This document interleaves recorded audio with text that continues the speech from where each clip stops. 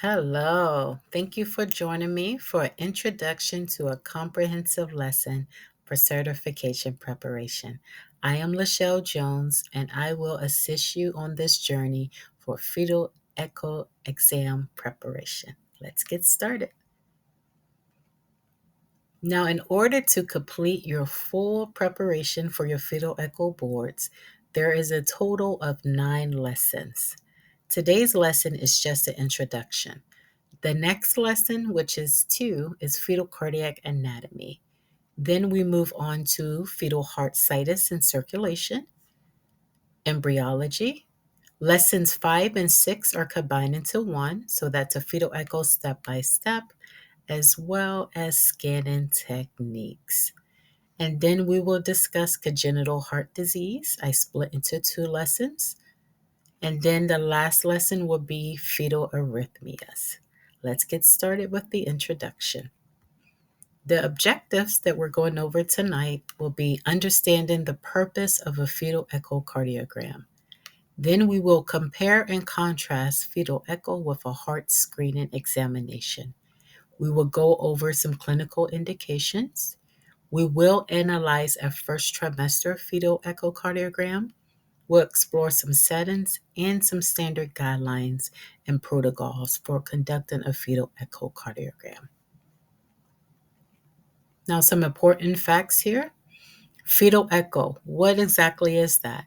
Rather than say fetal echocardiogram, it's also referred to as a fetal echo. And what is a fetal echo?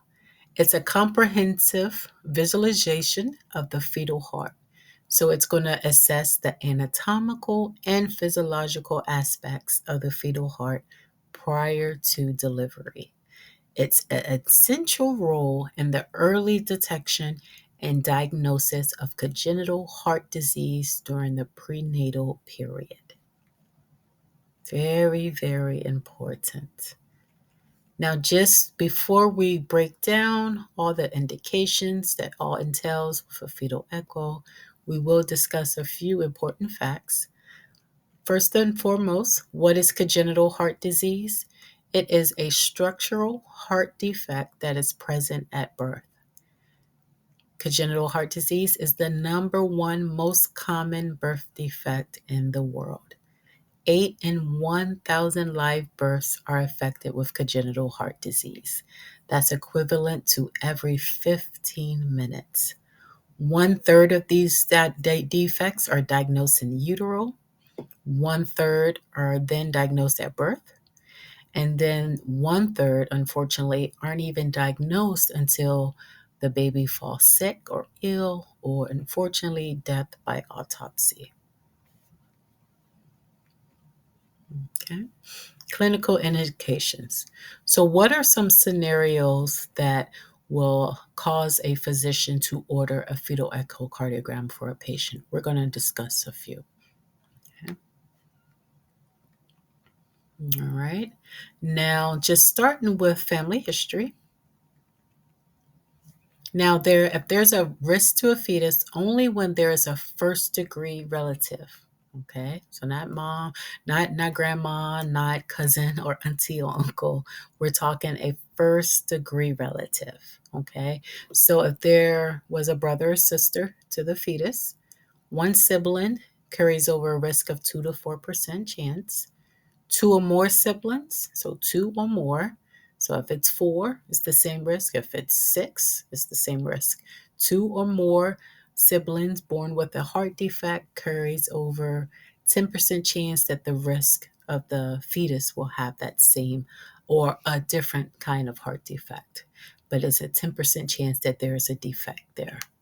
Now, if the mother of the fetus was born with a heart defect, then that carries over a 10 to 12% chance of the fetus actually having a heart defect. And then if there is a father, if the dad has or was born with a heart defect, then that carries over as 1 to 3% chance. Okay. Now, I had a test question. It asked me the risk to the fetus when dad had a heart defect. And then I had another question. I think it said something like 3 siblings had a heart defect, or if 3 siblings had a heart defect at birth, what is the risk to the fetus? So this is very, very important to know these percentages. Okay, let's go to the next one here. All right, so this is just some of the most common maternal indications that the mom will have to have in order for a fetal echocardiogram to be ordered. So listed here. Now I broke it down to the actual indication as well as the risk to the fetus, and then what defect is associated with that indication. Very important to know. Okay, so I really suggest using flashcards in this case. This you will have to know for your exam. Okay. One thing, a couple to mention, lupus, as you see in the top with the autoimmune antibodies, those fetuses has a risk of having complete heart block. So in those cases, you have to do routine PR intervals to determine that there's no heart block. And that's something that the mom has throughout the pregnancy. So that's one definitely that's important for your clinical setting as well as your exam. Another common one is in vitro fertilization. Now, although the risk is low, it's still important to know the associated risk with in vitro fertilization, as well as the common congenital heart defects associated with that. Another common one is lithium. I did have that on my exam, and the question was asking what congenital heart defect is associated with the lithium exposure, and that's Epstein anomaly. Another one I had was on obesity. Now, certain sources use a minimum of 35, some use a minimum of 40. The minimum that I've seen was 30, so I listed here. The risk is variable, but the defects associated with that are the outflow tract defects, as well as ASD and VSD. A lot of these indications are due to a first trimester, usually exposure. So during the first trimester is when the risk is the highest to the fetus. But all of these listed here are very important to remember. Okay, let's go to the next one, some pterogens. Okay, so common pterogens here, and you're going to see a repeat of some of these, like lithium, for instance. Indomethacin is another repeat, as well as alcohol. The thing with the pterogen exposure, once again, is when their exposure to the fetus is during the 3rd through 8th week. And that's during the organogenesis. So this is when all the organs are forming during this period. And so if there's a exposure to the fetus during that time, increases the chance of the fetus having a heart defect. And so the associated defects with the pterogens are listed here. Very, very important. Once again, lithium, Epstein anomaly, indomethacin is another one that I routinely see used. And that one's associated with a premature ductus arteriosus closure. And alcohol. A lot of times patients don't take a pregnancy test until weeks 5 or 6. During that time, though, they drunk alcohol consistently. So then that carries over a risk of the fetus having either a VSD, an ASD, conotragal defects, or transposition. So it's very important to remember this as well. Okay. Let's go over to some fetal indications.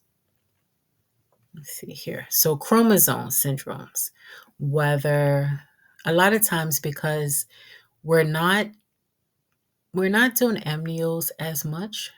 So we're doing NIPT exams or blood tests. And so when that comes back positive, whether for DiGeorge syndrome, trisomy 21, 18, or 13, usually that gives an indication for a fetal echocardiogram to be ordered. Now, it's important to know what defects are associated with which chromosome. So say you see, for instance, let's use pulmonary stenosis.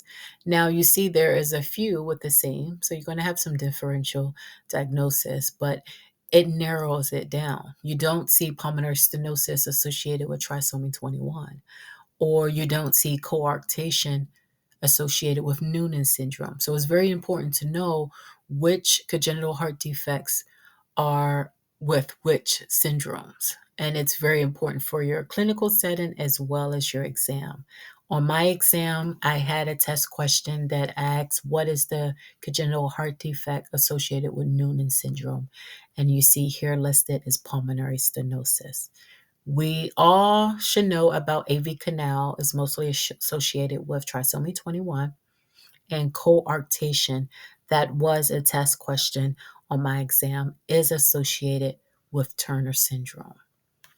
Another one listed is the absent or hypoplastic thymus, and that is associated with DeGeorge syndrome. So all of these are very important to remember for your exam and your clinical setting.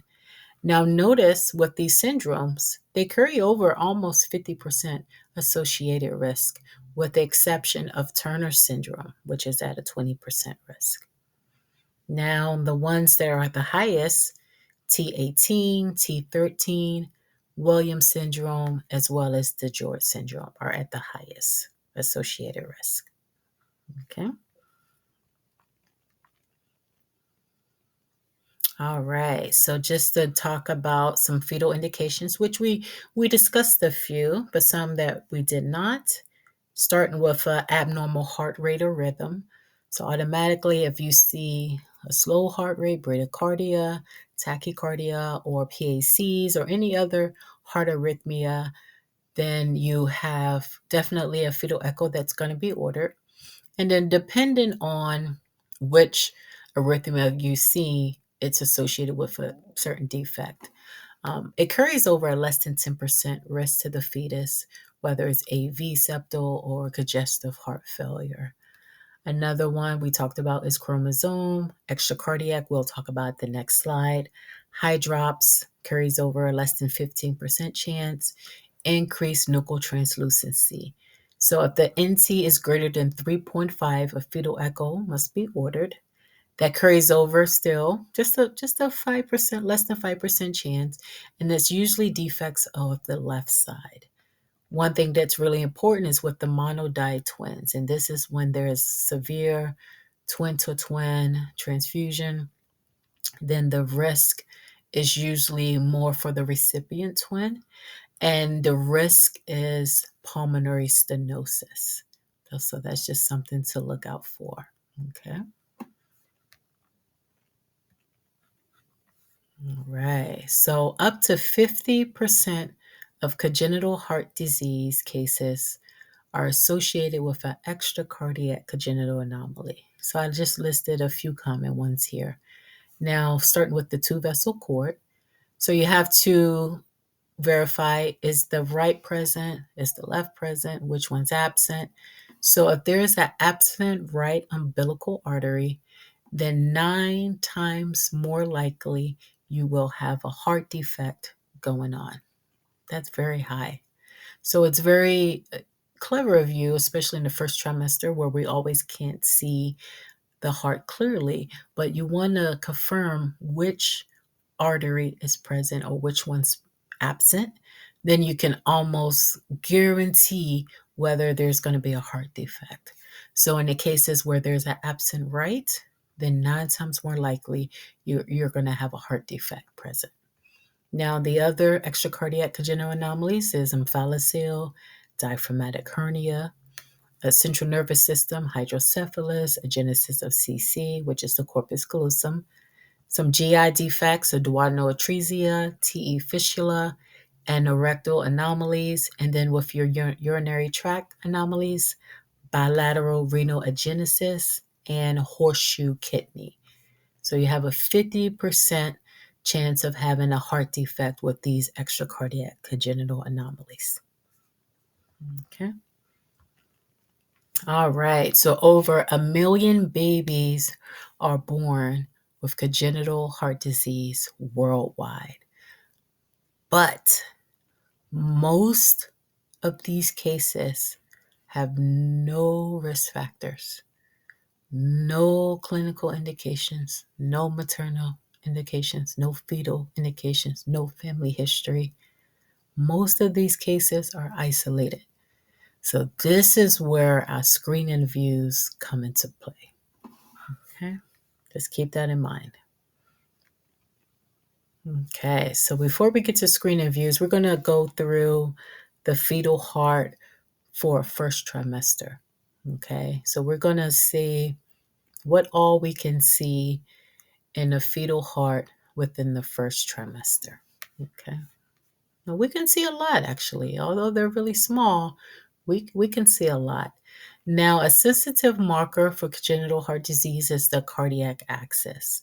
Now, in between 11 through 15 weeks, your axis should be normally in between 40 to 60. Now, we learn that 45 degrees plus or minus 15, but early on, it's usually 40, so just by like a 5-degree difference, but it's usually between 40 to 60 degrees. Okay, so you want somewhere in between 40 and 60. Now, if there is a left axis deviation, then your angle is going to be greater than 60 degrees.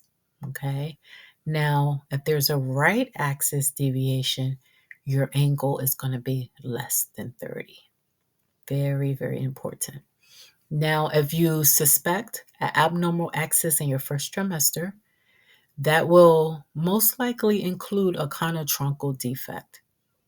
That's usually a marker for that, and it shows early on. Okay. All right. So here are some views from a first trimester that I did. I prefer to do all my first trimester heart views at 13 weeks. It's just easier to see. You get these beautiful images. Look at these images. Um, Now, if you had to go at 11 and 4, then use a transvaginal probe because of that higher frequency. You'll get this great images that you're seeing. But most of these babies here, it's not all the same baby, but majority of these pictures that's here are from a fetus that was at 13 weeks. Now, with my company where I'm at, we have to, on all babies, in the first trimester, acquire a 4-chamber view, LVOT, RVOT, cardiac axis. We only measure if it appears off. You can kind of eyeball it and tell, but usually we only measure it if it appears off axis. We do get a 3-vessel trachea view, aortic arch, descending aorta, IVC, SVC, ductus venosus, and umbilical vein. These are all the views that we get for a first trimester screening. You see, these are beautiful.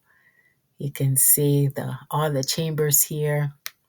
You're also able to see the 3-vessel trachea view. Look at the 3-vessel view here, even the trachea. I mean, we're LVOT, RVOT. I'm even able to see a left pulmonary artery. But yeah, all of these should be obtained on all of your first trimester screenings. Okay. Did you know during the 11 through 13-week gestation period, the presence of TR, which is tricuspid regurgitation, is a marker for trisomy 21, 18, and 13, as well as those with significant cardiac anomalies. So if you see TR, suspect either a chromosome issue or a cardiac defect. Okay. All right. So what is TR? If you're interested in doing a certification, Fetal Medicine Foundation have a program set in place where you can do a certification to for your tricuspid regurgitation. So I list all the steps here. You do not need to know this for your exam, but it's just more for your certification for your TR license. But for your exam, you are going to need to know what classifies as true tricuspid regurgitation, and that is when your as it says here, the tricuspid regurgitation is at least half a systole, which you see here at the bottom, and the velocity has to be over 60 or over. And if you look here, we're well over to at least 80 here. So this classifies as true TR. That's something that you need to know for your exam. Here it listed that TR is commonly seen in T18 cases due to what? Tricuspid valve anomaly. So it's a marker usually for the T18 babies. And all you do to get this waveform, which is a normal waveform here, you put your sample gate, slight angle, as it says, flow less than 30 degrees, right here at the valve. And you're going to get that waveform. Now, when we get to, I believe it's either in the arrhythmia section, or we may discuss it, of course, in your fetal echo step-by-step and technique lessons about the waveform and what's considered normal. But you want to see an E wave, A wave. E is shorter than the A wave. And then, of course, you don't want to see the regurg that we're seeing here. So this at the top is a normal tricuspid valve waveform. Okay.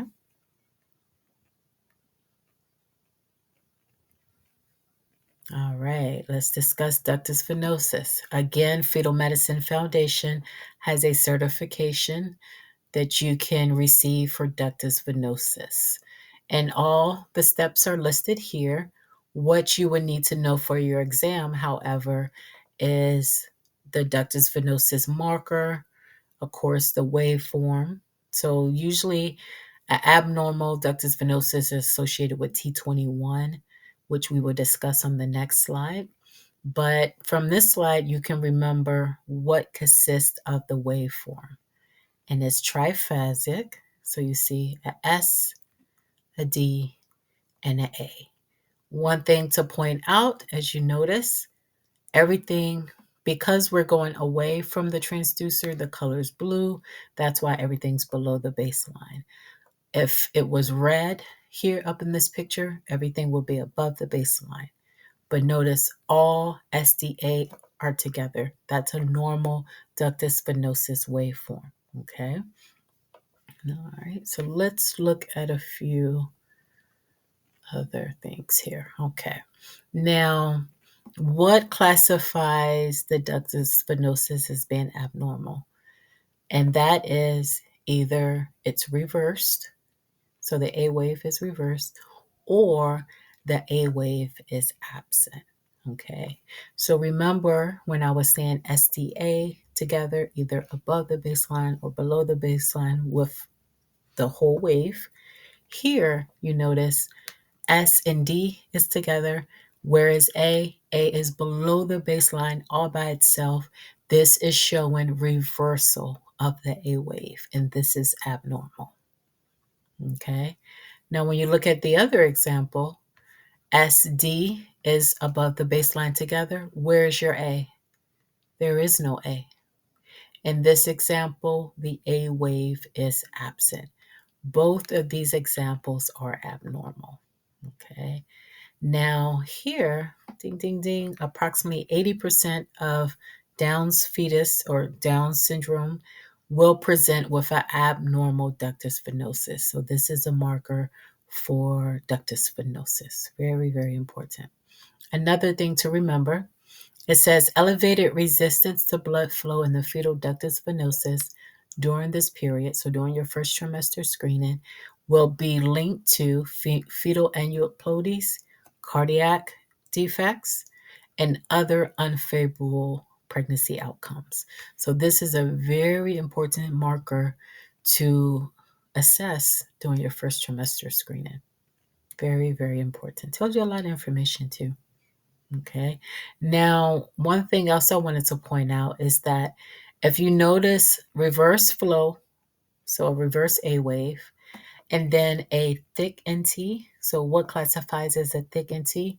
An NT that's greater than 3.5, then this is a strong indicator for chromosome syndrome that is present. And a lot of times it's associated with the Downs.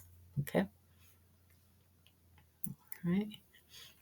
All right. So let's discuss fetal circulation.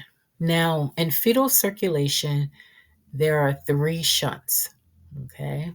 Starting with the ductus venosus, the foramen, and then ductus arteriosus. Now, remember, we're just going over it briefly.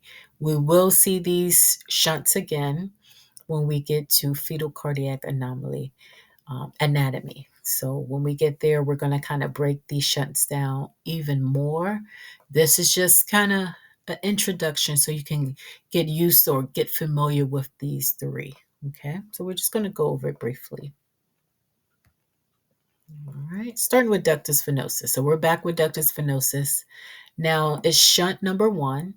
We already know how to evaluate it by placing that sample gate where? Right here at the ductus venosus spot, and that's right there where the alicin starts. You see it right there. That's where you want to place your sample gate, and you're going to get that triphasic waveform as you see here. Okay. Now, the ductus venosus, what is its responsibilities? It is a shunt that allows oxygenated blood from the umbilical vein. So we're going in through the belly, umbilical vein, bypass the liver, and flow directly into the inferior vena cava. So it's like a little pathway. Now, here, if you look at this example where D is, that's your umbilical vein. C is your ductus venosus. Okay. And we follow it up on around into our IVC, which is coming there at B.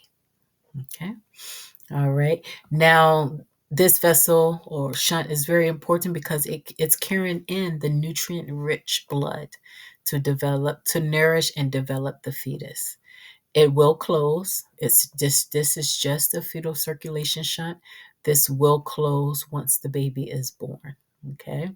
Now, the presence or absence of ductus venosus, as we saw, can provide very valuable information about fetal well-being during the prenatal ultrasound exam. Very, very important. We assess the ductus venosus in cases of in first trimester screening, as well as in cases for IUGR, okay, or any other complications. This is a vessel that needs to be assessed to kind of help you and the doctor come along with a diagnosis for the fetus well-being. Okay. All right, so let's go to the next one. Foramen ovale. So this is shunt number 2. So what is the foramen's function? Okay, so it's another bypass, but here the foramen ovale serves as a shunt between the right atrium and the left atrium. It allows some of that oxygenated blood to bypass those lungs because lungs aren't needed in the womb, and it helps optimize that blood flow, reduce unnecessary blood going to the lungs that are not being used at the time, and it helps bypass it over to that left side. Okay. Once again, this is just an introduction. We will go more into depth with these shunts when we get to the next lesson in lesson 2. Okay. All right, let's get to ductus arteriosus. All right, so what is the function of this last shunt?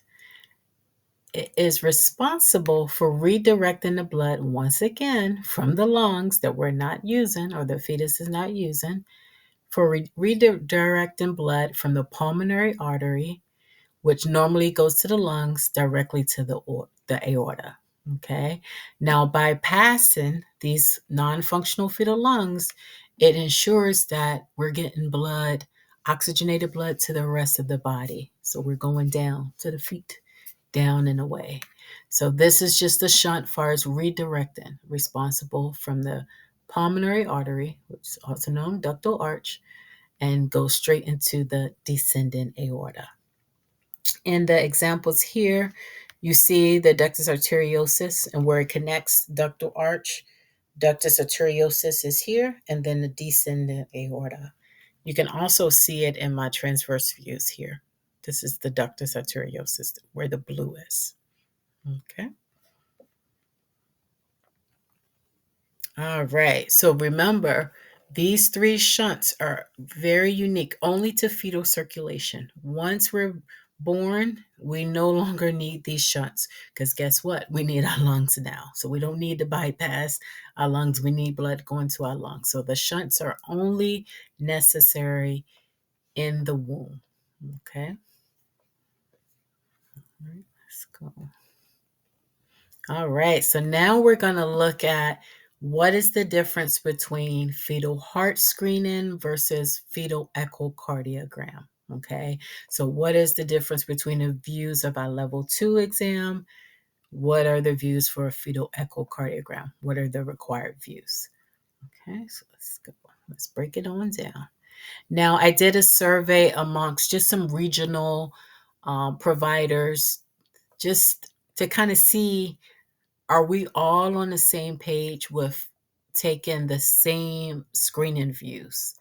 And so I just wanted to know what everyone else is doing. I know what we're doing at our practice, but I wanted to know, what is the OB office doing? What do the radiology facilities, what views are they taking? And then I also wanted to compare what views is another MFM practice doing compared to ours, just to see where we are we all on the same page? So let's discuss. Now, my practice is accredited by AIUM, so these views are required for our screening views. We're just talking about level 2 normal screening views. With the AIUM accreditation, we have to abide by their rules and protocols. And so my practice is MFAMA. All of the views listed, as you see, are all the views that are required for screening views. Okay. Now, another MFM practice, we're pretty much doing the same besides a short axis view, ductus venosus or pulmonary vein. Hospital was not doing nearly as much, nor the OB. Okay. And when you really saw the disconnect in the third trimester, and it's only these five here: four chamber, three vessel view, three vessel trachea, LVOT, RVOT, and of course a heart rate. But we were doing all of these views, and the disconnect you saw, OB was not doing not even half of the views listed for the third trimester. Okay. All right. Why is this important? Well, published research have suggested that four chamber alone, your detection rate of congenital heart disease is 55 to 65%. Okay. Now, if you include your outflow tracts, your detection rate goes up, of course, to 80 to 84%. But then when you add in your three vessel view and your three vessel trachea view, you increase your detection rate of congenital heart disease to greater than 90%. Okay. So you see, the more you take, the more detection that you're seeing of congenital heart disease. All right. So let's go over a couple little tips we're going to go over when we get to the step-by-step and scanning techniques. We will break these down and how to achieve these, but this is just a quick intro. So image optimization, high frequency, just remember, so to obtain any of your views, you have to use a high frequency probe. And for example, here it lists a convex 4 to 8 megahertz high frequency probe. You want to have appropriate color gain. You definitely want to have a high pulse repetition frequency, as you see here. High PRF. Narrow in your color box. Once you narrow in your color box, it helps with your PRF too. You'll notice that when it's wide, you'll see where your PRF is. And when it's narrow, you'll see that it should be above. You want it above. Like here, for instance, was at 44 centimeters, but you definitely want a higher pulse repetition frequency. And then also use your ultrasound features. You have harmonics. I use harmonics on everything, not just the heart. Compound frequency and speckle reduction. It helps create that contrast that you like to see with the heart. And these are beautiful pictures, all because it's achieving this image optimization. Okay. Now, once again, this is just the intro. We will discuss this more when we get to lessons 5 and 6. Okay. All right. So for the AIUM standard accreditation, these are the required views for fetal echo. I broke it down by 2D, by color, and then by pulse wave. Now, I created this so it's easier to just look at and see. So for your 2D views, you're pretty much sampling or getting a picture for everything listed, but you do not have to do a TD view of just the ductus venosus and pulmonary veins. And why is that? And I'm not sure if you're familiar with how they look, but with the ductus venosus as well as the pulmonary veins, they're more visible when you add in the color. And so without AIUM, they just said, okay, it's only required to image those with color because it's easier to see, and to know for sure that they're there is with the color. So that's why it's standard by color. But all of the views are, of course, listed under color. Now, as far as sampling with your pulse wave, you only need to sample the mitral valve, the tricuspid valve, the aortic valve, the pulmonary valve, the ductus arteriosus, your ductus venosus, of course, and then your pulmonary veins. Okay. One thing that I see that isn't checked, and I know we sample, is also your right and left pulmonary artery. So that one needs to be checked as well. But these three, so these three here, this one, and then these three here are needed to be seen with your fetal echo. Another one, and you'll see when we go by step, is aortic isthmus. Okay, that's another one that we sample with the pulse wave. Like I said, all this is just a quick intro. When we go into lessons 2 through 9, we're going deep diving. It's going to be a detailed assessment of these views. Okay.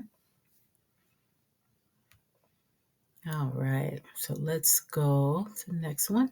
You're also required to do some M mode. So once again, these will get discussed into our fetal arrhythmia chapters. But for now, here are examples of a mitral valve M mode. Mitral valve is here in the top corner as well as the lower corner where you can see tricuspid and mitral valve. And then your interventricular septum as well as your interatrial septum. Those are required for your motion mode. I listed a few pictures. Let's see here. All right. So, of course, we have a 4-chamber view. There's just a few pictures just to look at. The 3-vessel trachea view, you can see several examples of that. We have an example of a thymus here. So this is what you want to see. Here at the bottom, you can see the pulmonary veins and arteries. Another 3-vessel trachea view with the azygous vein. This is the 3-vessel view, RVOT view, okay, LVOT, ductal arch. Here's your descendant or your ductus arteriosus into your descending aorta. You can see at the bottom, as well as your aortic arch. Okay, so these are just some of the views that you can be familiar with, that are required for your fetal echo exam. Okay.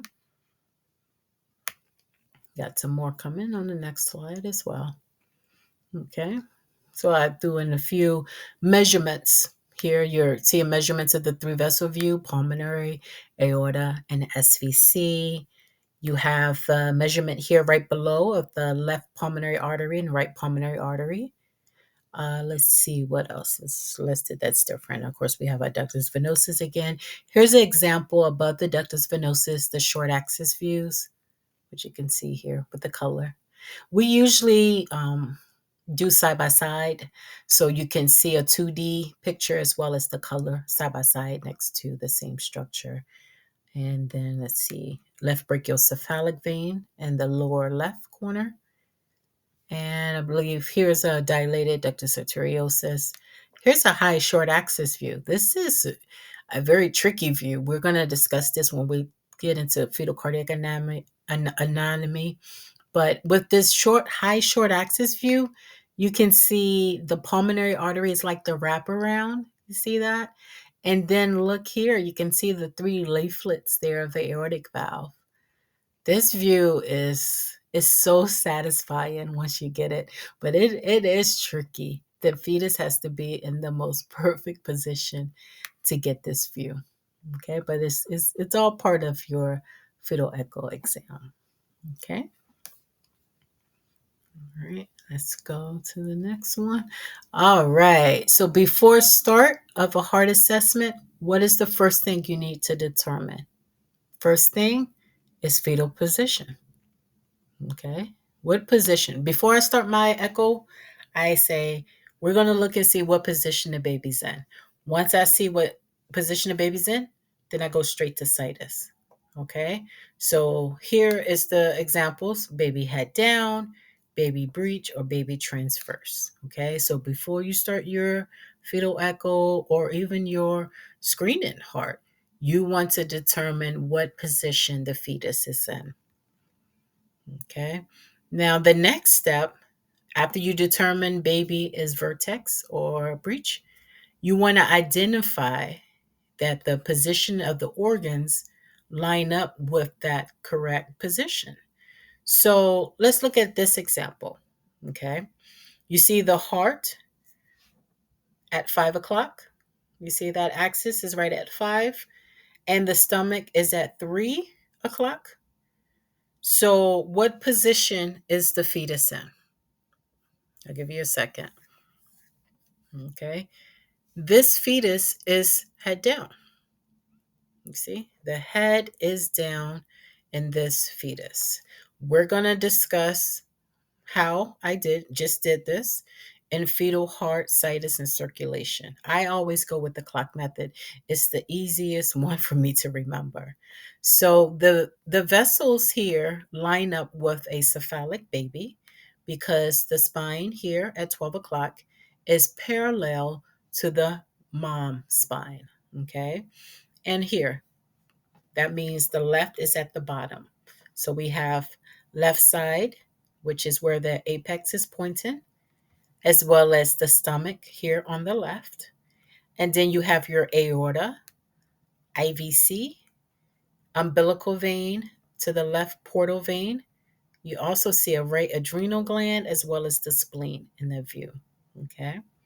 But this is the next step after you determine the fetus position. Once again, this is just the intro. We will discuss this in lesson 3. Okay. Now, when you're looking at the 4-chamber heart, what are you all assessing? So here's an example. You see a 4-chamber heart. You see how it's laying. So it's at that 45-degree angle. What are you looking at also? You see the valves are moving, which we'll discuss on our next slide. You'll also see that this heart, 1/3 of it, you see that? 1/3 of the thoracic area. So I was taught that you should look at that heart and say, guess what? You can fit one heart here, one heart here, one heart there below, 3 hearts. So that's how you determine as far as the size is normal. So 1/3 of the thoracic area, most of it is located on the left side of the chest. Here from this view, you can see, yes, there are 4 chambers. 4 chambers are present. There is no fluid around the heart. You see that? You see the 2 lungs. You see a nice descending aorta on that left side of the spine below the heart. I can even see pulmonary arteries and veins there. You see that? I can see that there at the bottom, on the left bottom. Okay. But this is all that you're assessing when you look at the fetus heart from the 4-chamber. Okay. So position, the size, next, structure, function, let me see, and last, the rhythm. So we can look at this heart and clearly check off each one of these boxes. Position. Oh, let's go back. Sorry. We can check off position is correct. The size is appropriate. It's 1/3. Structurally, it seems like it's doing good. Function, function seems good. And rhythm. Of course, there's more to assessing, but just from the 4-chamber view from here, we can check off all of these boxes. Okay. All right. So, what are the anatomical features of the heart? We have a left ventricle, we have a left atrium, right ventricle, right atrium. We have great arteries, we have great veins. So, all of these features will be discussed in the lessons with embryology, fetal cardiac anatomy. So, this is where we will discuss what are some morphological markers, what things to look for, what are some ultrasound characteristics that are very important to know clinically as well as for your exam. Okay, so we will discuss that in those next lessons. All right, so just to briefly discuss atriums. With the atriums, there are 2 atriums. You have a left atrium and right atrium. You want to make sure they're equal in size. Left atrium equals the size of right atrium. There's a foramen ovale affiliated with the atriums. There are pulmonary veins as well as an interatrial septum. Okay, this is just the intro. Ventricles. How many ventricles? There are 2 ventricles. You have a left ventricle and a right ventricle, pretty much equal in size. Okay, you have a moderated band, which we know that's on the right. We want to discuss the wall structure integrity as well as that septum needs to be all intact. Once again, this we're just briefly trying to go over just the introduction. That's it. But when we get to chapter 2, it's really important. That's where you really want to get your notes out because each one of these chambers, ventricles, they all have morphological markers to help pretty much where you can distinctly know one from the other. And why is that important? That's important in cases for like transposition because sometimes they switch around. And so you have to remember the markers associated. With the right ventricle is the moderator band. So if the moderator band somehow is on that left side, then you know, oh, that's right ventricle. So they switch. So that's why these morphological markers are very important to know. And we will discuss that in lesson 2. Okay.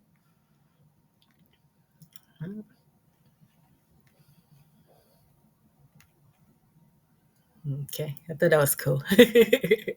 All right, let's go to the next one. So when you throw on color, this is where we're assessing the valves. How freely do they move? Are we noticing some regurgitation? So are we noticing once the valve closes, is there still blood leakage? Very important to know. That's where tricuspid regurg comes into play. Is the crooks in the heart intact? Do you see any holes or blood shooting through? Very important to know. Is there a linear insertion? So when we get to the next lesson, we're going to learn how the right or the tricuspid valve inserts just slightly above the mitral. So very important to know. It should not have a linear insertion, meaning the valve should not be in a straight line. Okay, so that's what you're checking for when you assess the valves. And then once again, regurgitation. Okay, so that's all the things that you're looking for when you assess the valves. All right, so with the LVOT and RVOT, LVOT, what does that stand for? Left ventricular outflow tract. Okay, the LVOT is also known as the 5-chamber view. Okay. What does it consist of? It consists of the ascending aorta, which is the ascending aorta. So it's heading out, the outflow tract. And then the valve associated with that is the aortic valve. Now, it should continue with the septum. There should not be any separation because then we have a defect happening. And then you want nice, smooth laminar flow. Okay.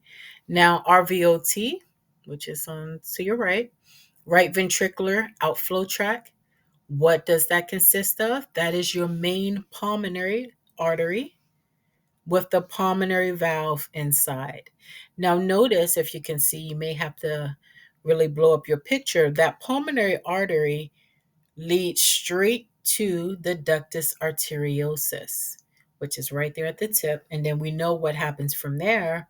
Your ductus arteriosus goes into the descending aorta. Now, with your RVOT, what's the clear characteristic for RVOT? That is the bifurcation of the right and left pulmonary. That is a characteristic for the RVOT. Another thing to remember with the main pulmonary artery is that it crosses over the aorta towards the spine, and then it bifurcates. There's going to be a laminar flow with that as well. Okay. Once again, this is just an intro. We will discuss more in the next lesson. All right. So 3-vessel view and 3-vessel trachea view. I listed here the checklist for that. So, of course, with the 3-vessel view, how many vessels are present? 3. It's just 3. Now, this picture to your right, the upper right corner, shows a beautiful 3-vessel view. They're in descending aorta. They're descending order, let me say. So basically, your pulmonary artery is the largest, then comes your aorta, then comes your superior vena cava. Okay. Now it's at an angle, as you see there. Okay. Now the DA with the trachea view, it converges into a V shape. This is all normal. So you want it to converge, your pulmonary artery, your aorta, they meet together as a V. Very important. I remember these vessels when I first started learning the word past. So pulmonary, A, aorta, S, SVC, T, trachea, past. And that it's in that order. Okay. Now, the DA, ductal arch and aorta, are directed to the trachea's left side. This is all normal. These normal that we're discussing is really important when we get to talking about the what goes wrong or the congenital diseases that we're going to go over in chapters 7 and 8. So it's important to remember these normal markers, okay? So the ductal arch, aortic arch are to the left side of the trachea, which is that way, left side of the trachea, but anterior to the spine. The thymus, it's anterior to those vessels, okay? So you want to make sure that thymus is present, normal in size, anterior to the great vessels, below the sternum. What is the flow that's normal in this view? It's forward flow, okay? So you want to see, here's an example in the upper left. You want to see it flows together, aorta and the ductal or pulmonary artery flow is the same together in the same direction. Now, the left brachiocephalic vein, present flow, that direction is opposite of the aorta, okay, which you can see in the example in the upper left.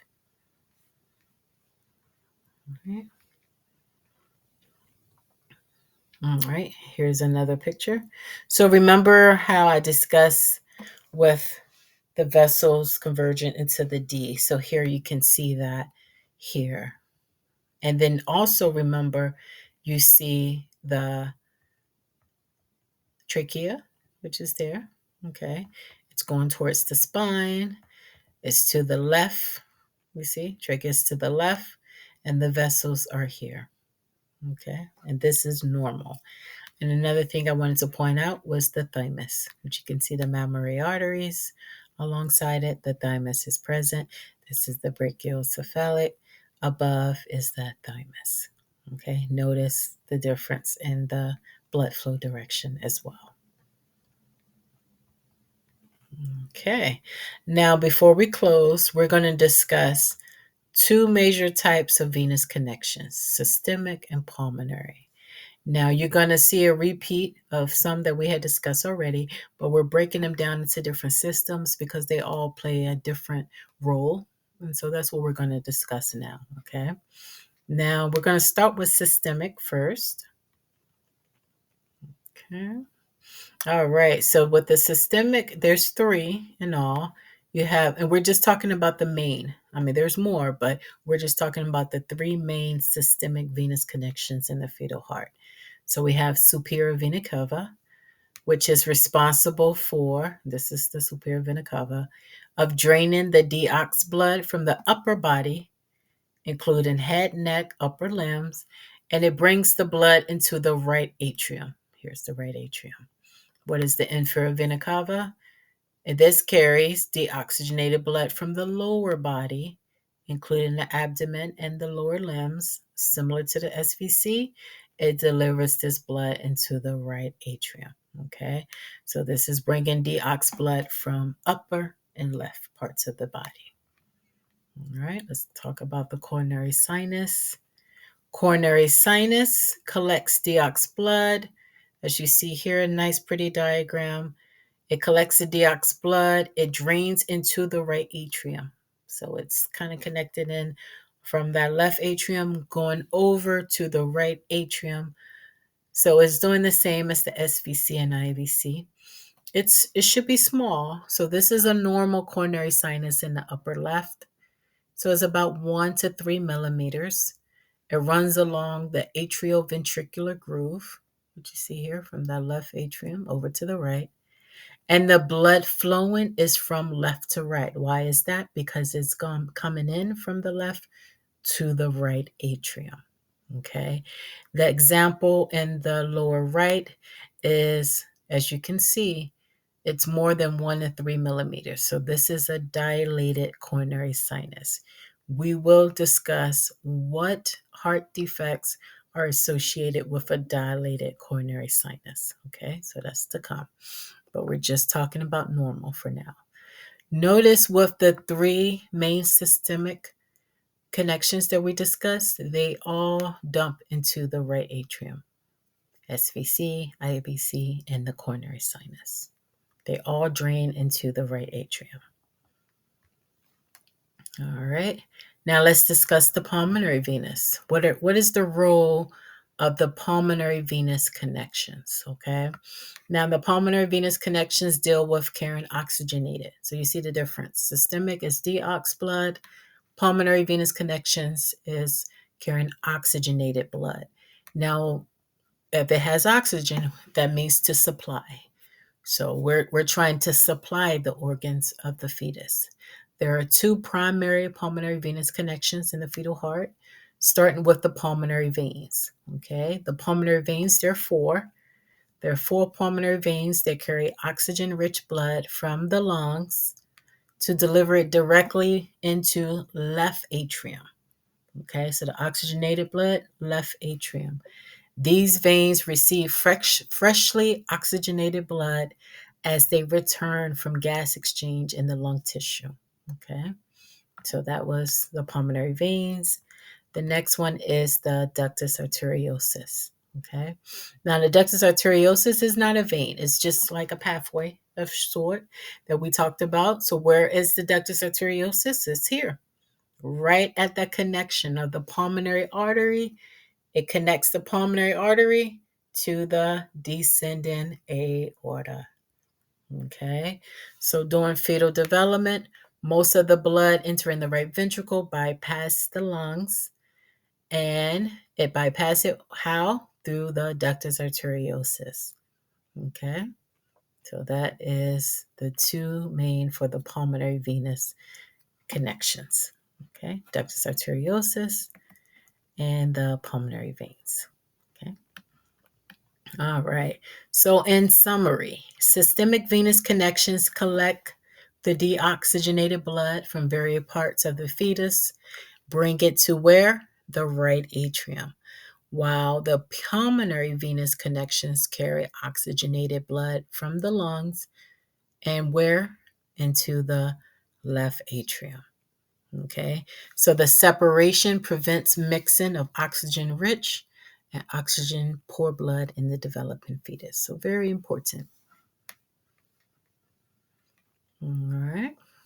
Okay, so once again, this is just a quick step-by-step intro of a fetal heart evaluation. We are going to first determine situs. We want to make sure that the vessels, the heart, the vessels that we see within the abdomen, within the heart, all identify anatomical correct with that situs. Okay. We want to identify atrioventricular valves, anatomical correct placement. We want to match the valves with their chambers. Okay. Very important. We want to identify great vessels with anatomical correct arrangement, and we want to evaluate the systemic and pulmonary venous connections. So that's just a step by step. We will discuss this again when we get to the other lessons in more detail. Okay, now this is just a brief overview before we finish.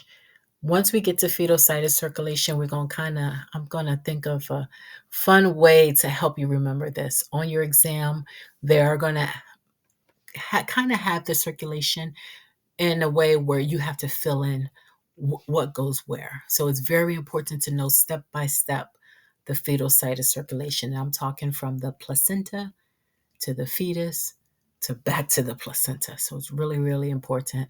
I did find this cool summary of the circulation. So we'll go over this before we finish. Of course, we know the fetal circulation is different. It's unique. It's unique from a newborn fetus, or a fetus to newborn is totally separate, as we learn about the 3 different shunts. So it's just a unique pathways that are happening within the fetus. Okay. So let's start from the top. So oxygenated blood comes from where? The placenta. It's going to travel from the placenta through the umbilical vein. Okay, so we're going in from the vein to the fetal liver. You can kind of see that in this example here. Once we go from the umbilical vein, where are we going? That first shunt, which is the ductus venosus. Okay, so you're going to divide into some flow goes into the ductus venosus, some will go into the portal sinus circulation within the liver, but the ones that go through the ductus venosus will enter through the IVC. Where does it go from there? It's going to go into the right atrium. Now, most of this blood passes through where? The foramen ovale, which then supplies the brain and heart. A small portion of the blood will go to the lungs through the pulmonary arteries.